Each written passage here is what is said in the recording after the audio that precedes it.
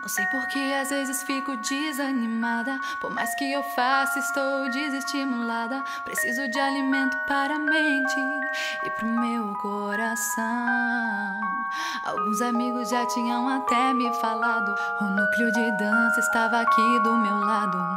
Resolvi tomar coragem e aprender a dançar. Não foi nada fácil, pra falar a verdade. Cheguei a pensar, não tenho capacidade.